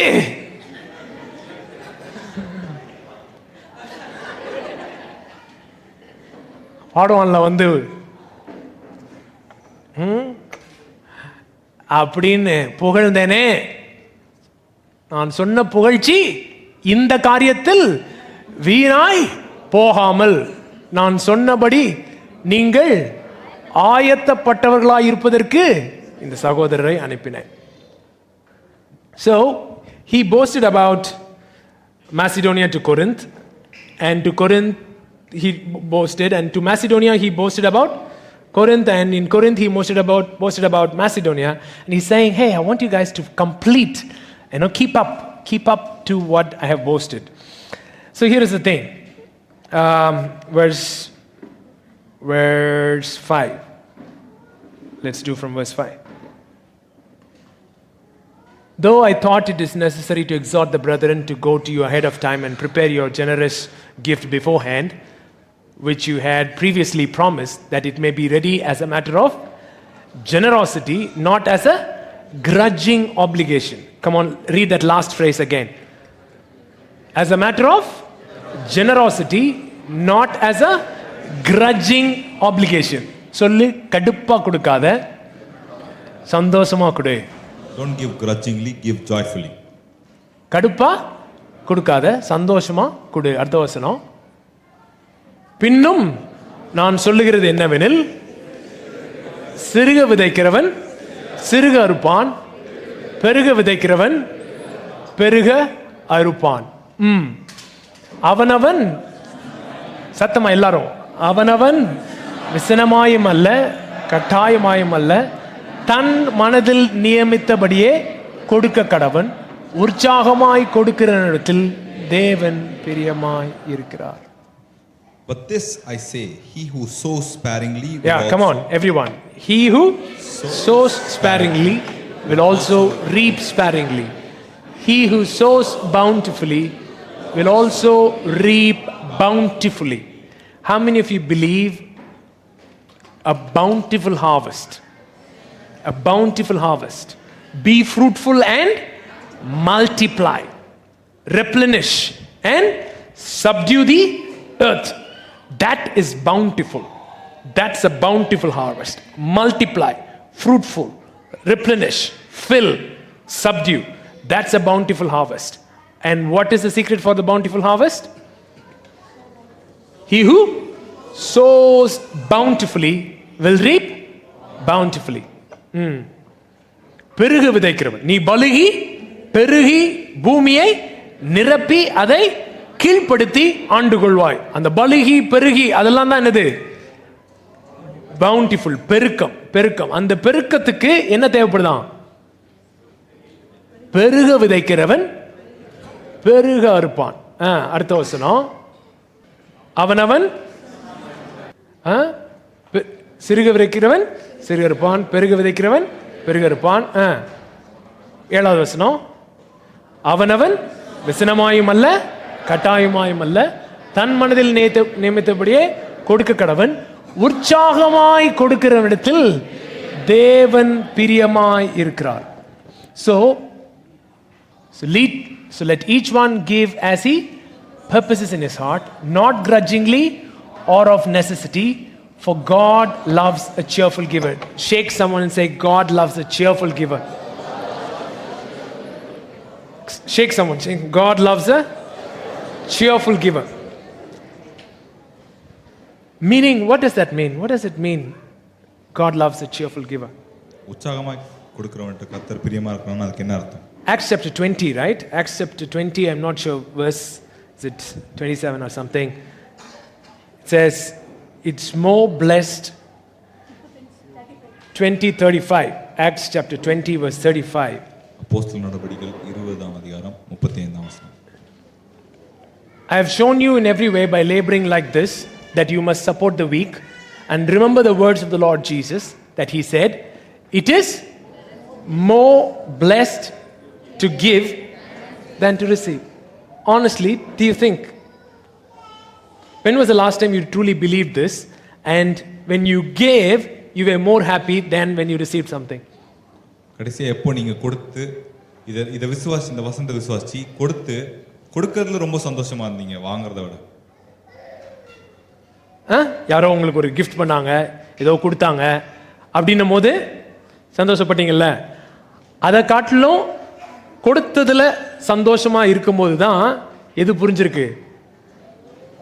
இயேசு சொன்ன வார்த்தைகளை நினைக்க வேண்டும் என்று இயேசு என்ன சொன்னாராம்? வாங்குகிறதை பார்க்கிலும் கொடுக்கிறதே பாக்கியம். சோ sowing and reaping ரெண்டு விதமா அப்ரோச் பண்ணலாமா? There are two ways you can approach sowing and reaping. எனக்கு நிறைய வேணும்னு சோ பண்ணலாமா, இல்லனா நிறைய சோ பண்றதுக்கு எனக்கு நிறைய சீட் வேணும்னு உற்சாகமா இருக்கலாமா? அதுதான் உற்சாகமாய் கொடுக்கிறவன். Now you can sow it saying I want more so I am sowing more, or you can sow otherwise saying I want to sow more so I need more seed and I'm sowing for that. That is cheerful giving. Look at somebody and say, don't pray to God for money. Say, don't pray to God for your need. தேவைகளுக்காக தேவனிடத்தில் ஜெபம் பண்ணாதீங்க. Pray to God for a seed. விதைக்காக தேவனிடத்தில் ஜெபம் பண்ணுங்க. Stop praying for need தேவைக்காக ஜெபம் பண்றதை நிறுத்துங்க. and start praying for seed. விதைக்காக ஜெபம் பண்ண ஆரம்பிங்க. Because in your seed, உங்களுடைய விதைக்குள்ள, and when you sow the seed, அந்த விதையை நீங்க எடுத்து விதைக்கும் பொழுது, and you reap the harvest, அறுவடை வரும் பொழுது needs are taken care. உங்களுடைய தேவைகள் சந்திக்கப்பட்டிருக்கும். It's been years since I prayed for a need. என்னுடைய தேவைக்காக நான் ஜெபிச்சு வருஷங்களாய் போச்சு. But even today I'm praying for a seed. ஆனா இன்ன வரைக்கும் நான் விதைக்காக ஜெபிச்சிட்டு இருக்கேன். I'm praying for a 1 crore seed. 1 கோடி ரூபாய் விதைக்காக நான் ஜெபிச்சிட்டு இருக்கேன். Lord, I want the grace. I want the grace to sow 1 crore seed. So when you pray for the seed, you will come to a place where you don't even need to think about your need. நீங்க விதைக்காக ஜெபிக்கிற நிலைமைக்கு வந்த பிறகு உங்களுடைய தேவையை பத்தி நீங்க யோசிக்க கூட தேவையில்லாத நிலைமைக்கு வந்துருவீங்க. You are constantly praying for your need because you never pray for your seed. நீங்க எப்பவுமே உங்க தேவைக்காக ஜெபிச்சிட்டு இருக்கீங்க, ஏன்னா உங்களுடைய விதைக்காக நீங்க ஜெபிச்சதே இல்ல. Look at somebody, say, God's economy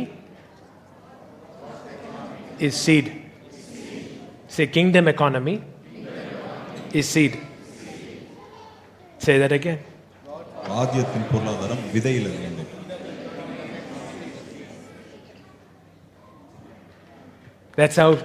That's how God gave Jesus. அப்படிதான் தேவன் இயேசுவை கொடுத்தார். He wanted many sons. அவருக்கு அநேக பிள்ளைகள் தேவை. He took the only begotten son and sowed. அவருக்கு இருந்த ஒரே பேரான குமாரனை எடுத்து அவர் விதைத்தார். Death, burial and resurrection is nothing but the Father sowing a fruitful seed.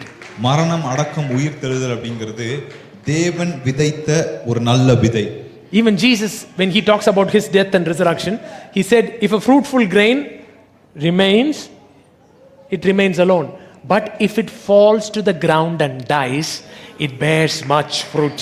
இயேசு அவருடைய மரணத்தை குறித்து பேசும்பொழுது சொல்றதுதான், கோதுமை மணி நிலத்தில் விழுந்து சாகாவிட்டால் அது தனித்திருக்கும், ஆனா அது விழுந்து மரிக்கும் பொழுது மிகுந்த பலனுள்ளதா இருக்கும். மிகுந்த பலன். சோ பிதா இயேசுவை தந்ததே என்ன டெக்னாலஜில தான்? sowing and reapingல தான். யாரே ஆபரேட் பண்ணிட்டு இருக்கா? பிதாவே ஆபரேட் பண்ணிட்டு இருக்கார். The Father himself operates in sowing and reaping. That's why when he gave his son, it was sowing so that he could reap many sons. Every seed produces after its own kind. ஒவ்வொரு விதையும் அதனுடைய தக்கதான அறுவடையை கொண்டு வரும். So if Father sowed Jesus, definitely Father will reap Jesus's only. தேவன் இயேசுவை தான் விதைத்தார் அப்படினா அவருடைய அறுவடையும் இயேசுக்களா தான் இருக்கும். Definitely we'll see Jesus's. உறுதியா இயேசுக்களை பாப்போம். Jesus's shall walk this face of the earth. இந்த உலகத்தின் மேல, இந்த பூமி மேல இயேசுக்கள் நடப்பாங்க. Who will be able to say, if you have seen me, you have seen the Father. என்னை கண்டவன் பிதாவை கண்டிருக்கிறான்னு சொல்லக்கூடிய இயேசுக்கள் நடப்பாங்க. The Father will have the harvest of sons. பிதாவுக்கு குமாரர்களின் அறுவடை உண்டாகும். And to those sons, அந்த பிள்ளைகளுக்கு அந்த money will serve. பணம் சேவை செய்யும். Just like how money served Jesus. பணம் இயேசுவுக்கு சேவை செய்தது போலவே. Money served Jesus. பணம் இயேசுவுக்கு சேவை செய்தது. Man, money served him. அவருக்கு பணம் நல்லாவே சேவை செஞ்சது. There were some ladies from Herod treasury department. Okay? Susanna. You know Susanna? தெரிஞ்சா காட்டுங்கன்ற மாதிரி அவன் பார்க்கறான். லூக்கா 9, லூக்கா 8, லூக்கா 8:1, 8:3, லூக்கா 8:3, லுக் 8:3, 8:3 தமிழ்ல போடுங்க. ஏரோதின் காரியக்காரன் அப்படின்னாலும் என்னன்னு எவனும் தெரியாது, அதனால படிச்சுட்டு போயிட்டே இருக்கிறது. காரியக்காரன் என்னங்க? Stuart, manager. ஏரோது யாரு? ஏரோதுனாலும் தெரியாது. ஏரோது யாருங்க? நாட்டை ஆள்றவன். நாட்டை ஆள்றவனுடைய மேனேஜர், அவனுடைய பணத்தை மேனேஜ் பண்றவன்.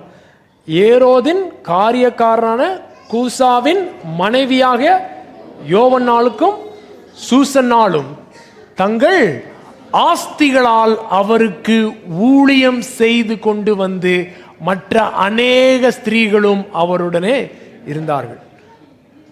Business ladies, powerful ladies, lot of money, were ministering to Jesus with their money. Money served Jesus. Say, money served Jesus.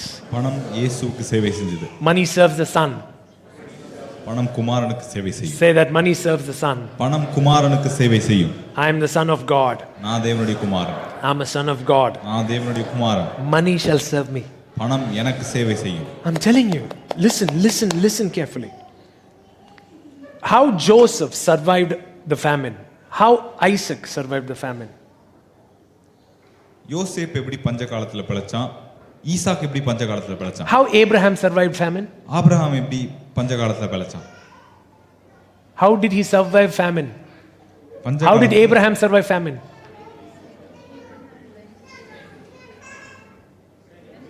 Sunday class போகணும். எடா கார்த்திகே, ஆபிரகாம் எப்படி ஆபிரகாம் பஞ்சம் வந்த போது என்ன பண்ணான்? எகிப்துக்கு போனான். எங்க போயிட்டான்? எகிப்துக்கு போயிட்டான். எகிப்துக்கு போயிட்டு அல்லகா புல்லகா தண்ணை கட்டி நிக்காலாம் பண்ணான். Abraham went to Egypt in the time of famine. Okay.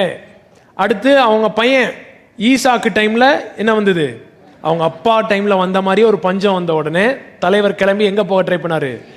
எகிப்துக்கு போகும்போது ஆண்டவர் வந்து சொன்னாரு, எகிப்துக்கு போகாத, நீ இருக்கிற தேசத்திலேயே இரு அப்படின்னு சொன்னார். நான் உன்னை ஆசீர்வதிப்பேன்னு சொல்லி. அப்போ பைபிள்ல போட்டிருக்கு, அந்த வசனத்தை எடுத்து படிங்க. அந்த வருடத்திலே ஈசாக்கு விதை விதைத்தான், அவன் 100 மடங்கு அறுவடை செய்தான். Now in Isaac's time he is having a famine just as it was in Abraham's time. Now he is getting ready to leave the country and go to Egypt, and God is coming and telling him, no, stay in the land which you are in and sow there. Now he is going and sowing, and the Bible says in that year he sowed and he had 100-fold harvest. ஆபிரகாமும் தேவனுடைய மனுஷன் தான், ஈசாக்கும் தேவனுடைய மனுஷன் தான். So தேவனுடைய பிள்ளைகளா நீங்க இருக்கும் பொழுது பஞ்சம்னு உலகத்தில் வரும் பொழுது 2 விதமா நீங்க டீல் பண்ணலாமா? ஒன்று ஈஜிப்டுக்கு ஓடுறது, இல்லைனா சோயிங் அண்ட் ரீப்பிங் மூலமா அதை கேபிட்டலைஸ் பண்றது. Now Abraham is a man of God and Isaac is also a man of God. And when famine comes, there are 2 ways that you can deal with it. One, you can run to Egypt. The other is dealing the same with sowing and reaping. பக்கத்துல பார்த்து சொல்லி, நீ பேங்க்குக்கு ஓடி கடன் வாங்க போறேனா, if you are running to the bank to get a loan, எகிப்துக்கு போற, you're going to Egypt. சொல்லுங்க, வாயை திறந்து சொல்ல மாட்டீங்களே. இவ்வளோ நேரம் ஆசை, இப்போ மதுரை அமைதியான பாத்தியா குமாரு? இவ்வளோ நேரம் பேசும் போதெல்லாம் நல்லா சந்தோஷமா பேசிட்டு இருந்தேன். அங்க தொட்டு மாட்டை கடிச்சு ஆட்டை கடிச்சு எங்க வந்துட்டேன், இப்ப அண்ணன் வந்துட்டாரு அப்படின்னு நினைக்கிறேன். எகிப்துக்கு போறது, நீ சொல்லு, பக்கத்துல பார்த்து சொல்லு, நீ பேங்க்குக்கு கடன் வாங்க போறதும் எகிப்துக்கு ஆபிரகாம் போறதும் பொண்டாட்டியை கூட்டி கொடுக்கறதும் எல்லாம் ஒண்ணுதான் அப்படின்னு போட்டிருக்கு. அங்க போயிட்டு அந்த ராஜாட்ட இருந்து காப்பாத்துறதுக்கு என்னெல்லாம் பண்றான்? தலை போயிரும், இது போயிரும், தங்கச்சி இது எடுத்துட்டு போ, வேணும்னா போயிருக்கு, எதனால எடுத்து போ. கடன்னு போயிட்டுன்னு வச்சுக்கோவேன், அப்படிதான் சொல்லணும். கடன்னு போயிட்டா பழைய ஏற்பாட்டில் பிள்ளைகளை தூக்கிட்டு போனானுங்க. Now you going to the bank to ask for a loan is like Abraham going to Egypt to survive famine, and where he had to tell a lie to the king saying his wife is his sister so that he can take him.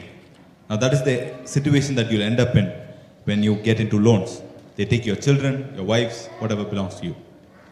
பிள்ளையானவனை அவன் நடக்க வேண்டிய வழியிலே நடத்து, அவன் முதிர் வயதிலும். எல்லா அம்மா அப்பாவுக்கும் பிடிச்ச வசனம். கான்டெக்ஸ்ட் என்ன? கான்டெக்ஸ்ட் என்ன? பிள்ளையானவனை நடத்த வேண்டிய வழியிலே நடத்து. என்ன சொல்லி நடத்தணும்?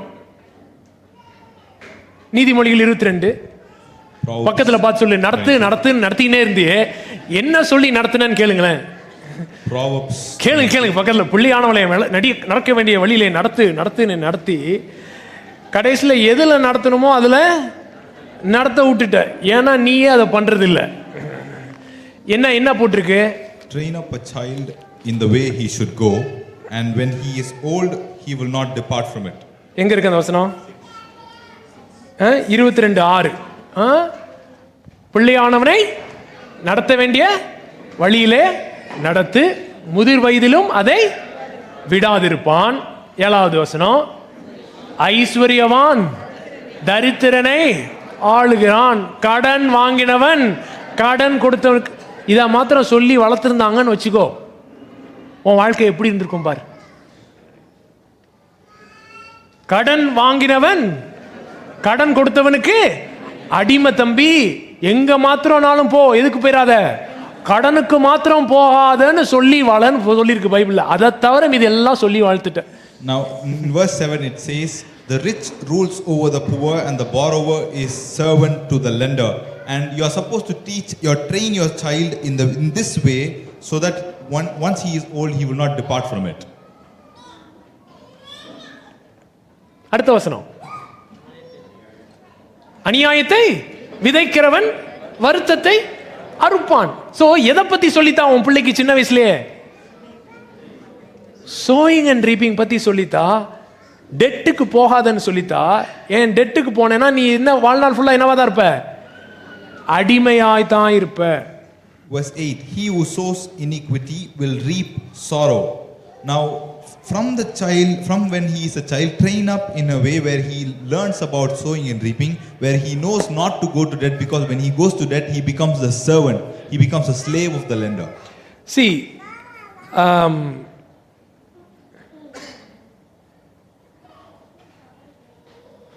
கடன் வாங்கினவங்க கண்டிப்பா அடிமைத்தனம் தான் அப்படின்னு அனுபவபூர்வமா அனுபவிச்சவங்க எத்தனை பேர் இங்க இருக்கீங்க? How many of you have by experience that the people who take loans are the servants, the slaves பாருங்க to the people who lend. கடன் வாங்கிட்டேன்னு வெச்சுக்கோவேன், என்னதுதான் அடிமை. அந்த கடன் அடைச்சு முடிச்சு எகிப்தில இருந்து வெளியே வந்த ஃபீலிங் எத்தனை பேருக்கு இருக்கு? How many of you have the feeling that you have closed the debts that you had and you have come out of Egypt kind of feeling? அப்படியே அந்த உன்னை ஆண்டவர் விடுதலைக்கேற நடத்த விரும்புறார். விடுதலைக்கேற நடத்த விரும்புறார். That feeling of freedom, God wants to bring you to that freedom. அந்த கிருபை, that's the grace that we are talking about, to step out through sowing and reaping and step into God's abundance. விதைப்பும் அறுப்பும் மூலமா இந்த அடிமைத்தனத்திலிருந்து வெளியில வந்து தேவனுடைய நிறைவுக்குள்ள வருகிற அந்த கிருபை. இப்ப யோசேப்பு பேரன், கொள்ளு பேர் ஆபிரகாமுக்கு, அவன் சாய்ஸ்ல இல்ல, அவங்க அண்ணன் சாய்ஸ்ல எங்க வந்து மாட்டிக்கிட்டான்? எகிப்துல மாட்டிக்கிட்டான். இப்ப என்ன வரப்போகுது? பஞ்சம் திரும்ப வரப்போகுது 3வது தடவையா. ஆபிரகாம்கிட்ட ஒரு பஞ்சம் வந்துச்சு, ஈசாக்கிட்ட ஒரு பஞ்சம் வந்துச்சு, யாக்கோபு காலத்துல ஒரு பஞ்சம் வந்துச்சு. Now Joseph, the great grandson of Abraham, is stuck in Egypt not by his own choice but by his brother's choice. Now in his time there is a huge famine that comes, just like the same in the time of Abraham, the time of Isaac, the time of Jacob. There's a famine. அந்த ராஜாக்கு ஒரு dream வருது.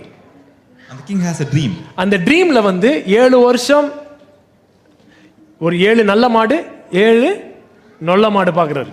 he is seeing 7 fat cows and 7 bad drained out cows, thin skinny cows. நீ வருஷக்கணக்கா ஜெயிலில் இருந்திருக்க, ஏற்கனவே கடுப்புல இருக்க, உன்னை மறந்துட்டான்னு திடீர்னு ஓவர் நைட் ராஜா கூப்பிட்டு இப்படி ஒரு இன்டர்பிரேஷன், இதுதான்ப்பா ட்ரீம், 7 மாடு நான் என்ன பண்ணிருப்ப, உனக்கு என்ன இன்டர்பிரேஷன் கொடுத்துருப்ப? ஐயா பீஃப் பிரியாணி போட்டு 7 மாடு அடிச்சு ஜெயிலில் இருக்கிறவங்களுக்கெல்லாம் பிரியாணி போட சொல்றாருயான்னு தானே சொல்லியிருப்பேன். Now if you have been rotting in prison for a very long time, the guy who is supposed to rescue you from prison, who went to the king because of your dream, he's not showed up and you are still suffering. Once you got an opportunity, the king had a dream and he is calling you to interpret his dream. How would you have interpreted this? By saying God is telling you to give beef biryani to everybody in prison. பக்கத்துல பார்த்து சொல்லு, இந்த சோத்துக்கு பிறந்த ஆவியை இயேசுவின் நாமத்திலே உன்னை விட்டு பிடுங்கி இருக்கிறேன். We rebuke the spirit of gluttony.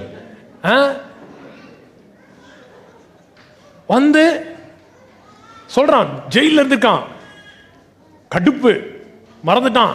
ஆனா ஓவர் நைட்ல வந்து போற வழியில ஷேவ் பண்ணி கூட்டு போறானுங்க, ட்ரெஸ் மாத்திட்டு. உடனே ராஜா வந்து சொல்றாரு, ஏற்கனவே பயங்கர டென்ஷன்ல இருக்கேன், உன்னை வேற கூட்டிட்டு வந்திருக்கானுங்க, எல்லாத்தையும் கொல்ல போறேன், உன்னை தான் கடைசியா கொல்ல போறேன், இந்த ட்ரீம் அப்படியே என்ன டென்ஷன் படுத்துது. உடனே சொல்றான், 7 years abundance சார், 7 years பயங்கர ஃபேமின் வரப்போகுது. எப்படி மாட ஆண்டுன்னு கனெக்ட் பண்ணா, அதுதான் revelation light. Now when he is brought from the prison and made stand in front of the king, after all of this hardships he is standing and the king is asking, saying, I'm so mad, nobody is able to interpret my dream and I'm going to kill every one of them. And when he hears the dream, the very moment, the 7 years, he says 7 years of abundance and then 7 years of famine. How was he able to interpret and connect the cows to the year is revelation light. அடுத்து கேக்குறான், சரி okay 7 years abundance 7 years famine, அதனால நீங்க யாராவது நல்ல மேனேஜரா போட்டு manage பண்ணுங்க, போயிடுறேன் அப்படின்ட்டு கிளம்புறான். உடனே ராஜா, சார் இங்க வாங்க சார், உங்களை தவிர மேனேஜர் யார் சார், நீ தான் சார் மேனேஜர் அப்படின்னு சொல்லி கழட்டி மோதிரத்தை கழட்டி கொடுத்துட்டான். அப்ப யோசேப்பு என்ன பண்ணான்னா, சோயிங் அண்ட் ரீப்பிங் உடைய பிரின்சிபிளை நல்லா ஒர்க் பண்ணி ட்வைஸ் த டைத் வாங்கினான். ட்வைஸ் த டைத், சரிங்களா? 1/5 1/10 இல்லை, 20%, 1/5 நீ கொடுத்துரு, 20% கொடுத்துரு, சேர்த்து எவ்வளோ சேர்த்தானா ஒரு பர்டிகுலர் பாயிண்ட்ல அவனால கணக்கே பண்ண முடியல, அந்த அளவுக்கு சேர்த்தானா. Sowing reaping. அதுக்கப்புறம் அப்படியே கன்டினியூ பண்றான். ஸோ என்ன சொல்றேன்னா, ஆபிரகாம் ஈஜிப்டுக்கு போனா, ஈசாக்கு இருந்த இடத்துல விதைத்தான். யோசேப்பு ஈஜிப்ட்ல இருந்து ராஜாக்கே சொல்லி தந்து சோயிங் அண்ட் ரீப்பிங் சொல்லி தந்து ஹோல் வேர்ல்டையே காப்பாற்றுற அளவுக்கு அவன் இந்த பிரின்சிபலை கத்துக்கிட்டான். அப்படின்னா ஈசாக்கு யாக்கோபுக்கும் யோசேப்புக்கும் எப்படி சொல்லி தந்திருக்கான்.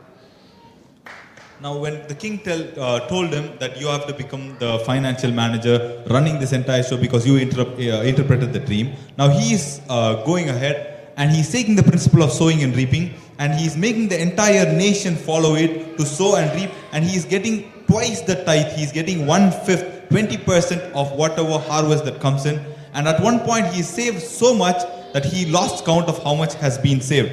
Now that is the kind of learning that has passed down through generations from Abraham to Isaac, Isaac to Jacob, and Jacob has taught Joseph that it was ingrained in his heart that Abraham did it came to Egypt, Isaac did it in his own land. Now Joseph is in a place, he made the entire country do the same and saved the entire nation from famine. For the coming global financial meltdown, only revelation of sowing and reaping will save you. வரப்போற பொருளாதார நெருக்கடி சூழ்நிலையிலிருந்து உங்களை காப்பாற்றக்கூடிய ஒரே ஒரு விஷயம் விதைப்பும் அறுப்பும் தான். You guys getting what I'm saying? Our church did extremely well during lockdown financially. Lockdown சமயத்துல பொருளாதார விதத்துல நம்முடைய சபை ரொம்பவே நல்லா இருந்தது. In fact, we did this project during COVID. சொல்லப்போனா இந்த மொத்த ப்ராஜெக்ட்டுமே நம்ம கோவிட் டைம்ல தான் பண்ணது. Spending crores. கோடிகள் செலவு பண்ணி பண்ணோம். You know how? எப்படி தெரியுமா? We had 10 lakhs in hand when we started the project. Project ஆரம்பிக்கும் கையில 10 லட்சம் தான் இருந்துச்சு. And Vijayan told me, hey, I'll get a loan. You're paying 1.6 lakhs of rent in Sithalapakam. I'll get 1.5 crores, 1.5 crores of loan. You pay that as EMI. Vijayan வந்து சொன்னாரு, இந்த 1.5 கோடி நான் லோன் வாங்கி தரேன், நீ 1.5 லட்சம் சர்ச்சுக்கு வாடகை கட்டிட்டு இருக்க சித்தாலப்பாக்கத்தில் அதே அமௌண்ட் இங்கே வந்து நீ மாதம் இஎம்ஐ மாதிரி கட்டுற மாதிரி வாங்கி தரேன். I said, okay. நான் சொன்னேன் okay. I thought, who will give him 1.5 crores? நான் யோசிச்சேன், இவருக்கு யார் 1.5 கோடி தரப்போகிறது. He went and spoke to 3 banks and all 3 banks said they are willing to release. 3 bank கிட்ட போய் பேசினாப்ல, 3 பேங்க்கும் தரத்துக்கு தயார்னு சொல்லிட்டாங்க. So that day morning I'm opening my Bible, Proverbs chapter 6 in Passion Translation. அன்னைக்கு காலையில் நான் பைபிள் திறந்து படிக்கிறேன், நீதிமொழிகள் 6ஆம் அதிகாரம் Passion Translation. Okay? So if that loan has to go through, I have to go and give him a word. I will take care of the loan, your loan. You take loan, I will pay the EMI, right? This is the first verse. My son, if you co-sign a loan. Okay? I'm opening my Bible, reading. My son, if you co-sign a loan for an acquaintance and guarantee his debt, you will be sorry that you ever did it.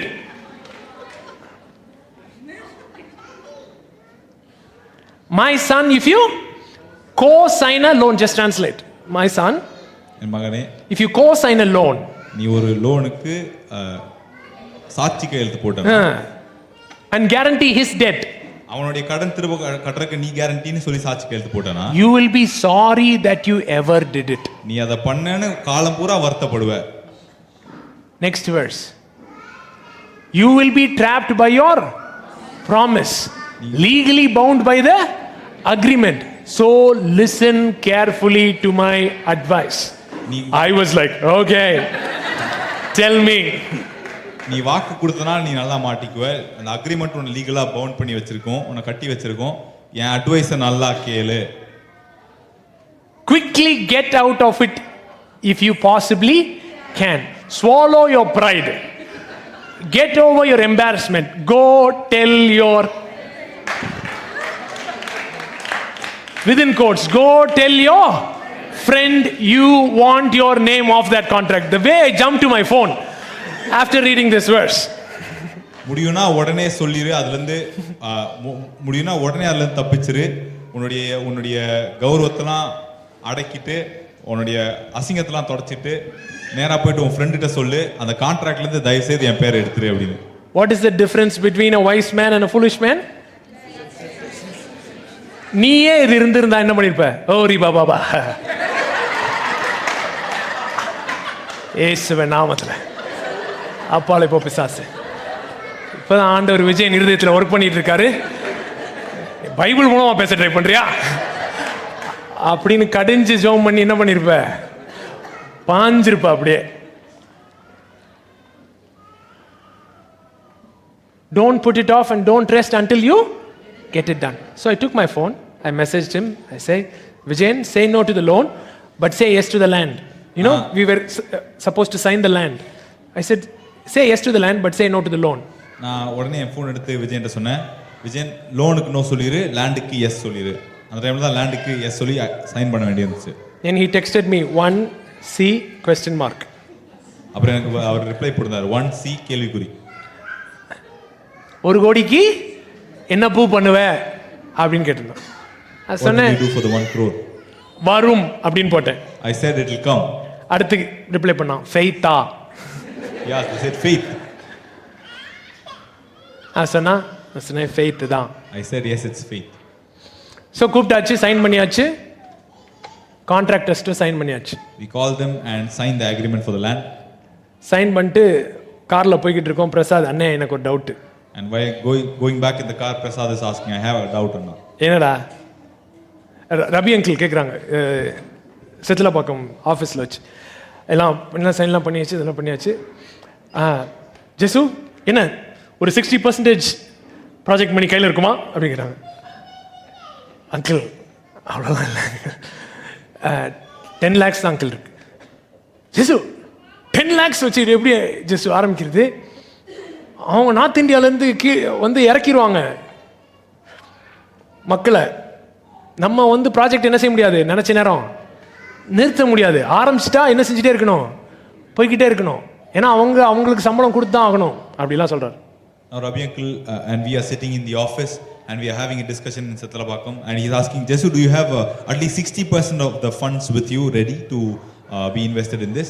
And I'm saying, no, we don't have that much. I only have 10 lakhs in my hand. And he's so shocked and he's saying, we cannot do that. They'll bring people from North India to work, the laborers to work, and they'll start. We cannot hold the project whenever we want. It has to keep going on. They'll keep paying them every day. என்ன பண்ணேன்னா அந்த 10 லட்சத்துலேருந்து 2 லட்சத்தை எடுத்து சீடாக எடுத்து கோப்லண்டுக்கு, டூப்ளான்டிஸ்க்கு, ஒய்டோப்போக்கு so பண்ணிட்டு சொன்னேன், அவங்க ஆண்டவர் உண்மையுள்ள ஆண்டவராக இருந்தா, அவங்க பேசுகிற வசனம்லாம் உண்மையாக இருந்தா, இந்தியாவில் எனக்கும் அதே ஆண்டவர் தான் இருக்காருன்றதை நான் அனுபவிக்க விரும்புகிறேன். So I took 2 lakhs from the 10 lakhs as a seed and I sowed to Copeland, Oidopo and to Duplantis, and then I said, if their God is true, he is my same God that will do the same thing for me in India. And we didn't stop one day for the lack of finances. காசு இல்லைன்னு ஒரு நாளும் நாங்கள் வேலையை நிறுத்தி வைக்கல. And Janani prophesied, she was like, you guys are budgeting for 1.5 crores, but God says this will not end in 1.5, but you'll spend 3 crores. That didn't help me, my faith. Janani தீர்க்கதரிசனமா சொன்னாங்க, நீங்க 1.5 கோடி அப்படின்னு சொல்லி வச்சிருக்கிறீங்க பட்ஜெட், ஆனா 1.5 கோடியில நிக்காது, இது 3 கோடிக்கு போயிடும் அப்படின்னு சொன்னாரு. அது என் விசுவாசத்துக்கு உதவியே பண்ணல.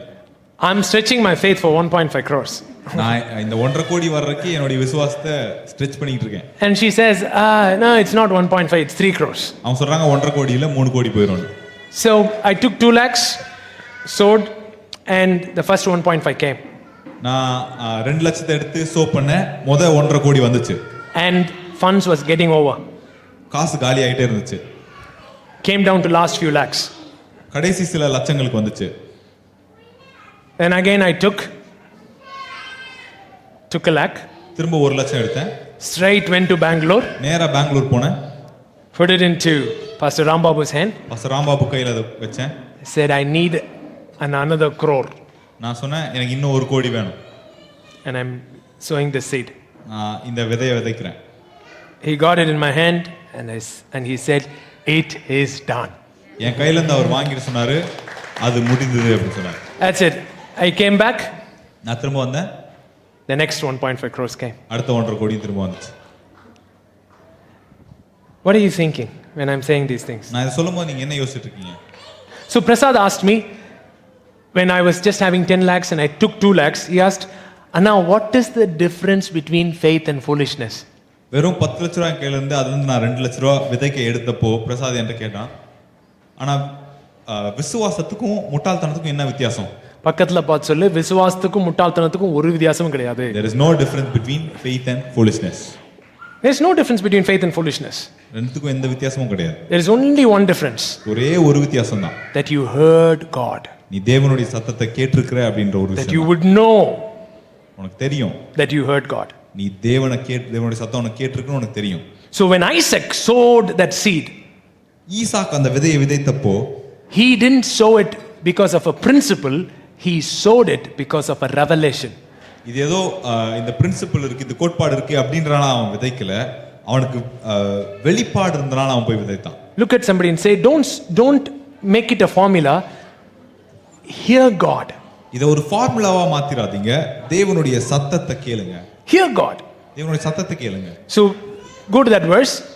Isaac sowed in that year of famine. 26:12. Genesis. என்னன்னு சொல்லலனாலும் திருதுன்னு முடிச்சிட்டு இருக்காங்க. ஆதியாகமம் 26:12. ஈசாக்கு அந்த தேசத்தில் விதை விதைத்தான், கர்த்தர் அவனை சொல்லுங்க blessing seed connection. Blessing seed connection. ஈசாக்கு அந்த தேசத்தில் விதை விதைத்தான். கர்த்தர் அவனை ஆசீர்வதித்ததினால் அந்த வருஷத்தில் 100 மடங்கு பலனடைந்தான். அவன் சத்தமா வசனத்தை வாயை திறந்தா படிங்க. அவன் ஐஸ்வர்யனாகி வர வர விருத்தி அடைந்து மகா பெரியவனானான். Then Isaac sowed in that land and reaped in the same year 100-fold, and the Lord blessed him. The man began to prosper. Come on. The man began to prosper and continued prospering until he became very prosperous. The KJV says the man waxed great. நீ பண்றியே wax, not that wax. Waxed great. Waxed great. And the man waxed great. அப்படின்னா என்னங்க? அவன் என்ன செஞ்சான்? பெருகினான். Because the blessing came upon the seed. When the blessing comes upon the seed, that's it. You know what? The next verse says, so much so, the Philistines envied him.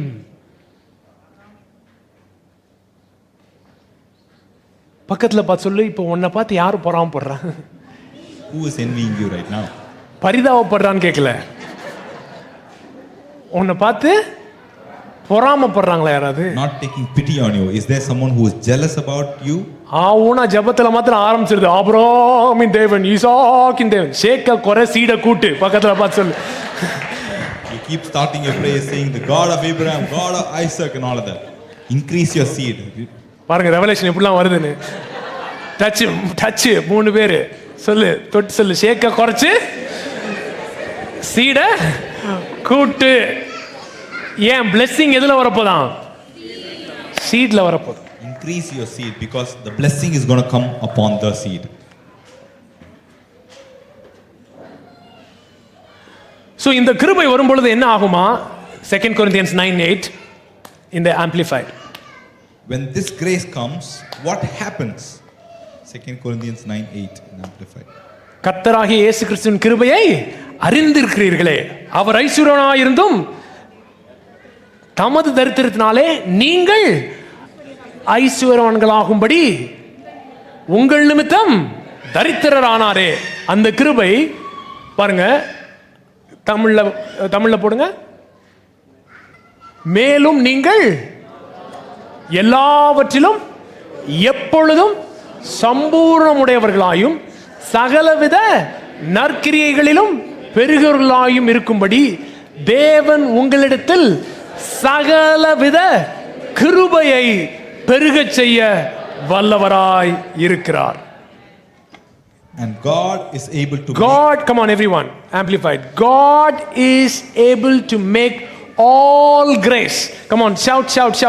God is able to make all grace, every favor and earthly blessing. Say earthly blessing. Not just spiritual blessing, earthly blessing. Every favor and earthly blessing come to me in abundance, so that I may always, under all circumstances, whatever the need be, self-sufficient, possessing enough to require no aid or support, and furnished in abundance for every good work and charitable donation. Wow. This verse has to be true in everyone's life. இந்த வசனம் ஒவ்வொருத்தருடைய வாழ்க்கையிலும் உண்மையா இருக்கணும். No matter what the need is, no matter what the thing is, we need not look for aid from here and there. We're going to say, we'll get it done. உங்களுடைய தேவை என்னவா இருக்கலாம், என்ன விதமான விஷயங்கள் நம்ம செய்யறதா இருக்கலாம், நம்ம எங்க இருந்தும் உதவிக்காக காத்திருக்க வேண்டிய அவசியம் இல்லை, செய்வோம் அப்படி முடிவெடுத்தா போதும். The grace of God is going to hit the works of your hands. தேவனுடைய கிருபை உங்களையும் உங்களுடைய கரங்களின் கிரியைகளையும் வந்து தொட போகிறது. It's going to hit you. அது வந்து உங்க மேல வந்து பலமா விழ போகுது. the grace that will be released tonight, after that, you will forget the spelling of poverty. இன்னைக்கு அந்த கிருபை வெளிப்பட போகுது. அதுக்கு பிறகு தரித்திரத்தோட ஸ்பெல்லிங் கூட நீங்க மறந்துடுவீங்க. You won't even remember. You won't even know what is mean to live in lack. இல்லாமையில வாழ்றது என்ன அப்படின்றது உங்களுக்கு தெரியவே தெரியாது. அந்த நிலைமையில வாழ்வீங்க. That feeling of being in lack and constantly in lack, God wants to remove out of your system. இல்ல அப்படின்ற உணர்விலேயே ஐயோ கம்மியா இருக்குன்ற உணர்விலேயே வாழ்ற அந்த உணர்ச்சியை உங்களுடைய வாழ்க்கையில இருந்து முற்றிலுமா தொடைத்து மாத்த விரும்புறார்.